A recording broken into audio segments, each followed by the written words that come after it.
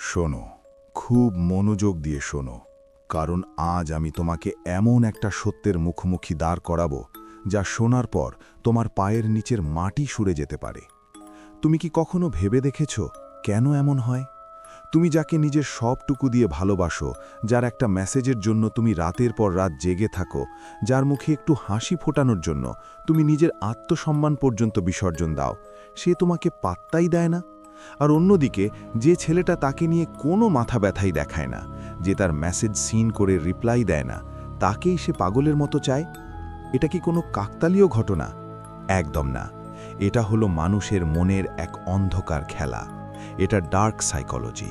আর আজ আমি তোমাকে সেই খেলার নিয়মগুলো শেখাবো, যা আজ থেকে 500 বছর আগে নিকোলো ম্যাকিয়াভেলি বুঝেছিলেন। তুমি হয়তো ভাবছ ভালোবাসা মানে শুধু দেওয়া, নিজেকে উজাড় করে দেওয়া, কিন্তু প্রকৃতি এভাবে কাজ করে না। বিশেষ করে নারীর মনস্তত্ত্ব বা ফিমেল সাইকোলজি সম্পূর্ণ ভিন্ন এক নিয়মে চলে।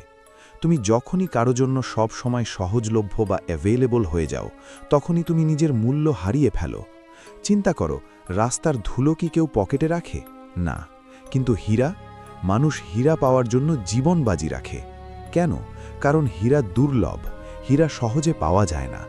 তুমি যখন সকালে গুড মর্নিং আর রাতে গুড নাইট মেসেজ দিয়ে তার ইনবক্স ভরিয়ে ফেলো, তখন তুমি নিজেকে ওই রাস্তার ধুলোর মতো সস্তা বানিয়ে ফেলো। সে জানে তুমি কোথাও যাবে না, তুমি তো আছোই। আর যা হাতে মুঠোয় থাকে, মানুষ তার কদর করে না। এটা নিষ্ঠুর শোনাতে পারে, কিন্তু এটাই বাস্তবতা।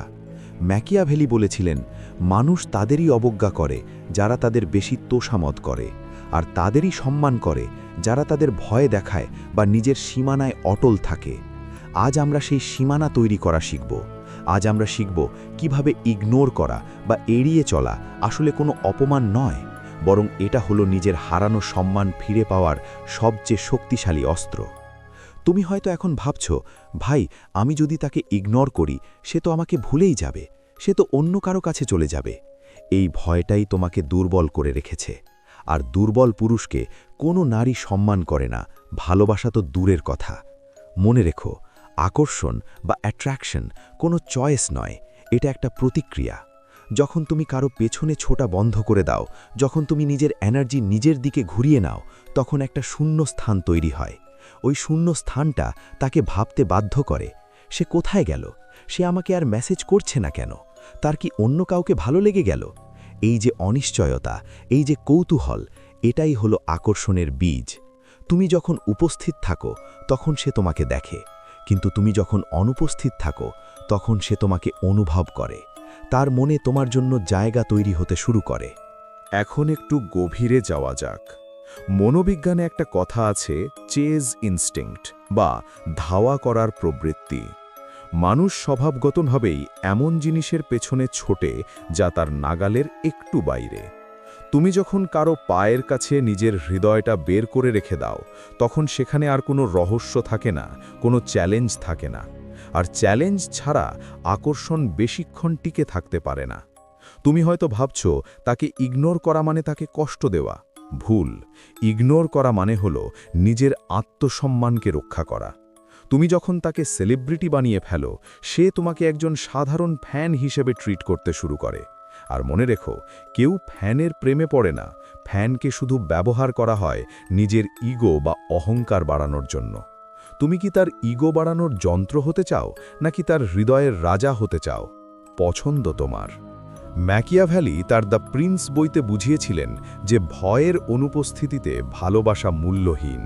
এখানে ভয় মানে তাকে মারধর করা নয়, ভয় মানে হলো তোমাকে হারানোর ভয়। সে যদি জানে যে সে যাই করুক না কেন, তুমি সব সময় তার পাশে ল্যাজ নাড়া কুকুরের মতো দাঁড়িয়ে থাকবে, তবে সে তোমাকে হারানোর ভয় কেন পাবে? আর হারানোর ভয় যেখানে নেই, সেখানে কদরও নেই। তোমাকে এমন হতে হবে যেন তুমি বাতাসের মতো, প্রয়োজনীয় কিন্তু ধরে রাখা কঠিন। যখন তুমি তাকে ইগনোর করা শুরু করবে, তখন তার মস্তিষ্কে ডোপামিন হরমোনের খেলা শুরু হবে। প্রথমে সে অবাক হবে, তারপর সে বিরক্ত হবে। সে ভাববে, ও আমার মেসেজের রিপ্লাই দিচ্ছে না কেন? ও কি আমাকে আর পাত্তা দিচ্ছে না? এই প্রশ্নগুলো তার অহংকারে আঘাত করবে। আর বিশ্বাস করো, একজন নারীর অহংকারে আঘাত লাগলে সে সেটা পুনরুদ্ধার করতে যে কোনো কিছু করতে পারে। সঠিকভাবে ইগনোর করার অর্থ হলো তুমি তার মেসেজ দেখেও না দেখার ভান করবে না, বরং তুমি সত্যিই নিজের কাজে ব্যস্ত থাকবে। আগে যেখানে তুমি কাজের ফাঁকে তাকে মেসেজ দিতে, এখন কাজ শেষ করে সময় পেলে রিপ্লাই দেবে। এই ছোট্ট পরিবর্তনটা তার কাছে বিশাল এক বার্তা পৌঁছে দেবে। বার্তাটি হলো, তুমি আমার জীবনের অংশ, কিন্তু তুমিই আমার পুরো জীবন নও। এই অ্যাটিটিউড বা মনোভাব একজন পুরুষকে নারীর চোখে অত্যন্ত আকর্ষণীয় করে তোলে। সে তখন বুঝতে পারে যে তুমি একজন লক্ষ্যহীন ভবঘুরে প্রেমিক নও, তোমার নিজস্ব এক জগৎ আছে, স্বপ্ন আছে। আর নারীরা সবসময় এমন পুরুষের সঙ্গ চায় যার নিজস্ব মেরুদণ্ড আছে। তুমি যখন তার থেকে মনোযোগ সরিয়ে নিজের কেরিয়ার, শরীরচর্চা বা প্যাশনের দিকে দেবে, তখন তুমি দেখবে যে জাদুকরী পরিবর্তন ঘটছে। সে যে এতদিন তোমাকে সিন জোন করে রাখত, দেখবে সেই এখন তোমার একটু মনোযোগ পাওয়ার জন্য ছটফট করছে। এটাই প্রকৃতির নিয়ম। এখন আসল খেলাটা শুরু হবে। যখন তুমি এই ইগনোর করার কৌশল বা নো কন্ট্যাক্ট রুল ঠিকঠাকভাবে মেনে চলবে, তখন দেখবে সে ফিরে এসেছে। সে তোমাকে টেক্সট করবে, কল করবে, হয়তো কান্নাকাটিও করবে। আর এখানেই ৯৯% পুরুষ ভুলটা করে। তারা ভাবে, যাক, কাজ হয়েছে, ও ফিরে এসেছে। আর আনন্দে গদগদ হয়ে তারা আবার আগের মতো সেই ল্যাবডগ বা পোষা প্রাণী হয়ে যায়। খবরদার, এই ভুলটা ভুলেও করবে না। ম্যাকিয়াভেলি বলেছিলেন, যে শাসক একবার দুর্বলতা দেখায় তার পতন নিশ্চিত। সে যখন ফিরে আসবে, তখন তোমাকে গলে গেলে চলবে না। তোমাকে শান্ত থাকতে হবে, পাথরের মতো স্থির থাকতে হবে। তাকে বুঝতে দিতে হবে যে সে ফিরে এসেছে বলে তোমার জগৎ উল্টে যায়নি। তুমি তাকে ছাড়া দিব্যি ছিলে, আর তাকে ছাড়াও দিব্যি থাকবে। এই যে তোমার নিরাশক্তি বা ডিট্যাচমেন্ট, এটাই তাকে সারা জীবনের জন্য তোমার প্রতি অনুগত রাখবে।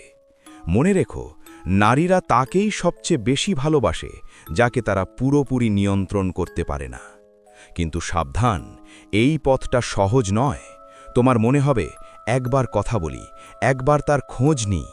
নিজের আবেগের সাথে এই যুদ্ধটাই তোমাকে আসল পুরুষ বানাবে। এই ইগনোর করা কোনো সাময়িক ট্রিক নয়, এটা একটা লাইফস্টাইল। এর মানে হলো, তুমি তোমার জীবনের চালকের আসনে আছো। তুমি আর প্যাসেঞ্জার সিটে বসে নেই, যেখানে অন্য কেউ স্টিয়ারিং ঘোরাচ্ছে।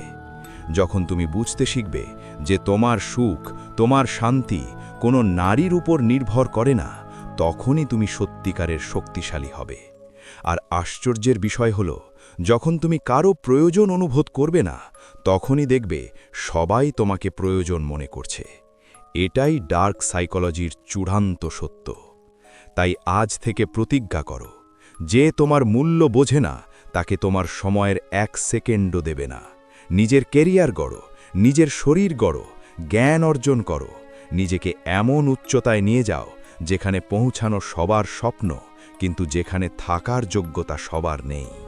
মনে রেখো, তুমি কোনো অপশান নও, তুমিই চয়েস। তুমি কোনো ব্যাকআপ প্ল্যান নও, তুমি মেইন ইভেন্ট।